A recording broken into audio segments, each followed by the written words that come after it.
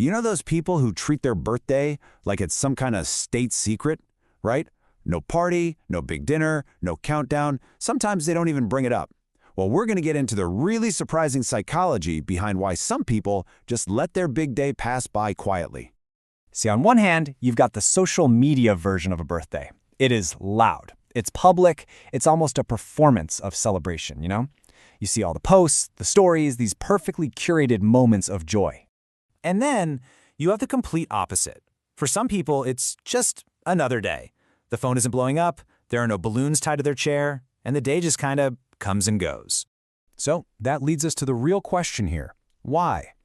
Is it sadness? Is it some sign of getting older and more mature? Or is there something much, much deeper going on psychologically? I think by the end of this, you might look at birthdays in a completely different way. Okay, so the first reason is, well, it's a tough one. For some people, not celebrating isn't really a choice they made, but more of a defense they had to build. It's all about protection. This right here shows us how those past hurts can really stack up. Just think about it for a second. Maybe your friends forgot your birthday when you were a kid, or your family was always just too busy, or, and this one is rough, you planned a party and almost nobody showed up. One of those is hard enough, but years of them, that can absolutely change a person. Right. So after enough disappointment like that, the brain does what it does best. It adapts. Psychologists have a name for this. It's called emotional self-protection. It's a survival mechanism, really. If something hurts you again and again, your mind just instinctively starts to lower your expectations to shield you from getting hurt in the future. And this is the absolute key.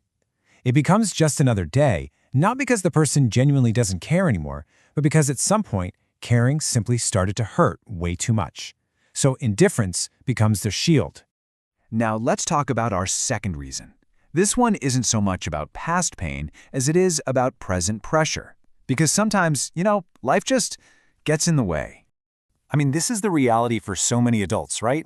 You've got work deadlines breathing down your neck, you've got bills to pay, you've got this mountain of other responsibilities. When your brain is just stuck in survival mode, just trying to make it through the week, those special days can really start to lose their sparkle. And this illustrates a concept called time compression perfectly. It's that feeling that life is just moving at warp speed, so fast that the meaningful moments get completely swallowed up by the daily grind. You wake up, you work, you run errands, and all of a sudden, it's midnight. So in this scenario, the birthday isn't being actively ignored out of sadness or anything like that. It's just buried. It's lost under the sheer weight of everything else that just feels more urgent. There's simply no room for it. Okay, but what if it's not about past pain and it's not about present stress? What if the reason someone doesn't celebrate is actually a sign of strength?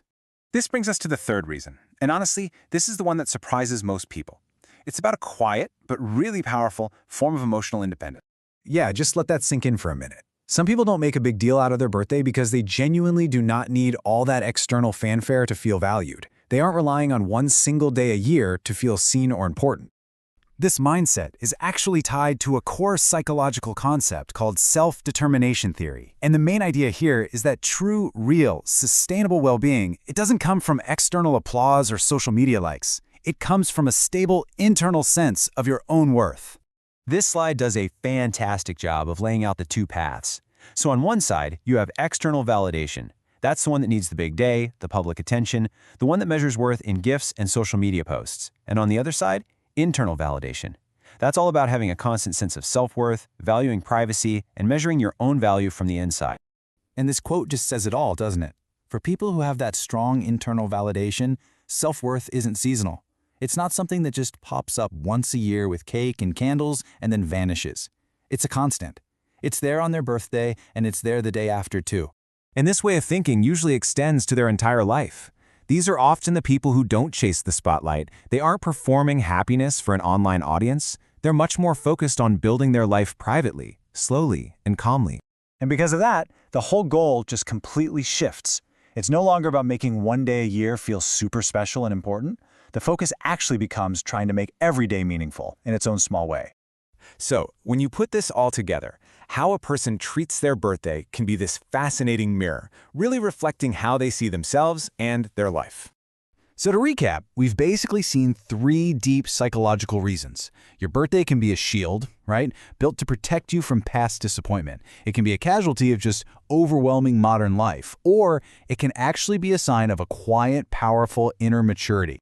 And that brings the question right back to you. I want you to be really honest with yourself for a moment. Do you genuinely love the big celebration, or deep down, does it kind of feel like just another day you have to get through? And for those of you who don't celebrate, here's the final thought I want to leave you with. Is it because you truly stopped caring? Or is it because you learned how to build a sense of worth that doesn't actually depend on it? Something to think about.